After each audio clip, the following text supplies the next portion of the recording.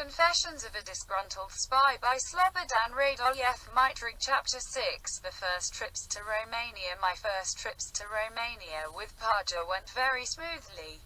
Paja had been there often on the same business. So the sale of the wind jackets and the purchase of the icons proceeded without too many difficulties. I was surprised by Paja's skillfulness, but also learned the work of a smuggler myself very quickly. We returned to Belgrade with some 20 icons. I immediately submitted a full report to Miko. He couldn't hide his satisfaction and readily praised me for doing this job so quickly and successfully. Now, the fish is on the hook, but we must be careful that the hook doesn't break, because the fish we caught is a very rare one. Because of that, my man, continue simply but safely with what you're doing. Miko philosophized with a smile of satisfaction as never before. That same week, we brought the icons to Trieste. Paja gave me 1.5 million dinars. I was delighted. Paja told me this was just a start and that there would be much more money to come, because he had found another channel in Bucharest with even more valuable icons. Those are very old icons for which we can get a much bigger amount of money. But the person offering those icons wants to be paid only in gold. It is easier to transport gold than wind jackets, Paja said like a true professional. Upon our return from Trieste to Belgrade, I immediately reported to Miko that we had gold coins and that we intended to go to Bucharest. Miko offered no objection, but advised me once more to be extremely cautious. We arrived in Bucharest at the beginning of April and booked a room in Hotel Ambassador. After resting up from the trip, we went down to the dining room to have lunch. Paja ordered soup and fish as he always did, while I ordered tart beef. I loved half-roasted meat. It gave me great strength. I could easily devour 3 portions. I weighed some 85 kilos. But because of my karate training wasn't fat at all. Paja started telling me about a Slobodan Glumac. Today, at 3 o'clock we're going to meet a Yugoslav emigrant in front of Hotel Lido, he said, eating his trout. I don't understand. The other day you told me that you had no contact with emigrants. I said cunningly, yes, I told you so, but didn't tell you the truth. Now that we know each other well, I think there is no longer any reason to hide who I am, Paja said with a serious tone in his voice. He stopped eating his trout, which smelled good. Is it some chutney or ustasha? I asked again cunningly, although I knew that Romania was a communist country and that there were no such emigrants. My intention was to give Paja the impression that I knew nothing about emigrant organizations. No, he's a member of the Information Bureau. Oh, is that so? I wondered. Yes. He's a member of the Information Bureau. His name is Slobodan Glumac. I'm telling you all this because you need to be very cautious when we meet him. While I talk to him, just keep quiet and make sure that nobody is observing us. Are you a member of the Information Bureau? I asked suddenly. I firmly believed he was, and that was why Miko was always telling me that Paja was a big fish and that, until he had bitten the hook completely, he needed to be dealt with carefully. No, I am not a member of the Information Bureau, Paja said, looking at me strangely and continuing to talk slowly with a solemn tone of voice. Back in Yugoslavia, I will explain many things to you, but the time is not yet ripe for it. Try to do things the way I told you and everything will be fine. Are we supposed to get those icons from him? No, Zorin. This time we've come to Bucharest for politics. I don't understand anything yet. I said honestly. There are lots of things you don't understand yet and it's better so. Don't ask too many questions. Let me worry about everything. But Paja, I hope you're not trying to get me involved in something against my country. If that is so, you should know that you've chosen the wrong person. For no amount of money would I betray my own country as members of the Information Bureau have done, I said excitedly. I told you not to be afraid. You don't think I am the traitor to our country, do you? Paja said, looking at me like an enemy. I had never seen him so serious and angry. That's not what I meant, I began, trying to justify myself. I only want you to know what kind of person I am and what I think about those people who betrayed our country. From the expression on his face, I saw that this calmed him down. Quietly he said, "Don't be afraid, Zorin, I know a lot about you.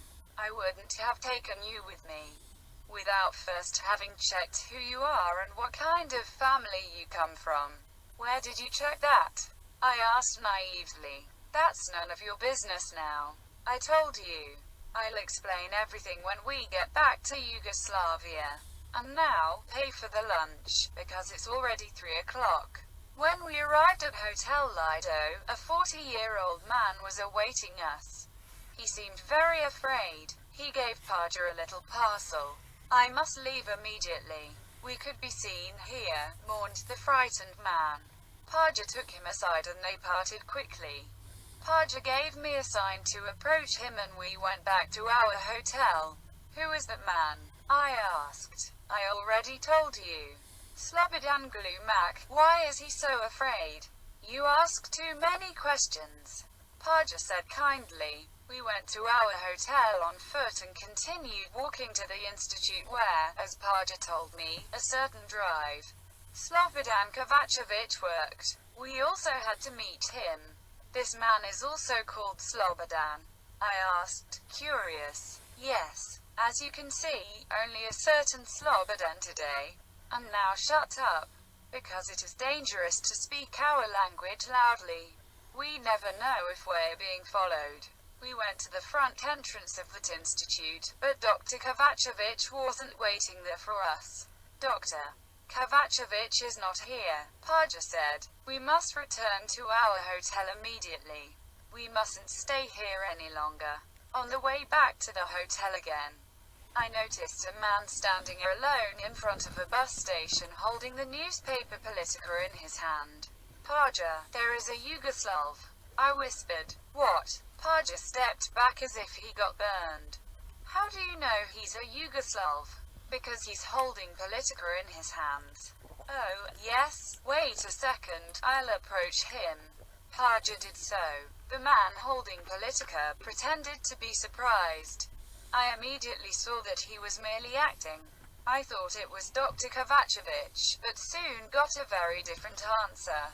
The unknown man with the newspaper was about 40 years of age.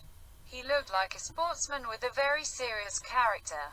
He introduced himself to me as Vidolya Vukoye. He was reluctant to come to our hotel, but agreed to sit with us in the garden of a little restaurant not far from the hotel. Vidolya told us how he escaped from Yugoslavia 20 years ago. He said that he first spent a few years in Moscow and that he was now working as an electrical engineer at an electric power plant here in Bucharest. Paja asked him if he knew Dr. Kovacevic. Vidolya said that he knew him very well. We parted in the dark after agreeing that Vukoye would come to our hotel at about 10 o'clock in the morning and that he would take us to his house. When we came to the hotel, Paja warned me to keep my eyes and ears wide open the next day, and to be very cautious because we didn't know what to expect. After dinner, we went to the hotel dancing hall where we met 2 young Romanian girls. One of them knew Serbian Croatian very well. Soon we took the Romanian girls up to our rooms. The next day Vidolya showed up in time for breakfast. He was nicely dressed. He even wore a tie. We went to his apartment where he introduced us to his wife, an extremely beautiful Romanian woman, who worked as a nurse. They also had a daughter. Soon a major came. He was also an emigrant. His name was Milan Zuban. Vidolya introduced us as his acquaintances. I noticed that Zuban was extremely interested in finding out who we were. We talked about this and that, until Zuban finally started mentioning Vlado Dapčević, Mao Tse-tung in connection with the Contra revolution that was supposed to break out in Yugoslavia. This became the main topic of discussion. Zubin was talking fiercely about a large number of officers preparing to start the Contra-revolution in Yugoslavia at a certain moment. There was great tension in Yugoslavia in those months, because of the events in Czechoslovakia. Zubin gave me several badges of Mao Tse-tung and asked me my opinion about Mao. He's a good man, I said quickly, being unprepared for this sort of question. Next time we meet, I will give you some of his quotations in our language for you to read and to give to friends when you get back to Yugoslavia. Zubin said, "Very good. I'd really like to read the quotations of Mao Tse-tung," I said, hoping to get them. Afterwards, I could brag about it to Maiko and show him proof that I had gotten in touch with members of the Information Bureau. After the death of Stalin, the members of the Information Bureau moved away from the Soviet camp to adopt the Chinese party line.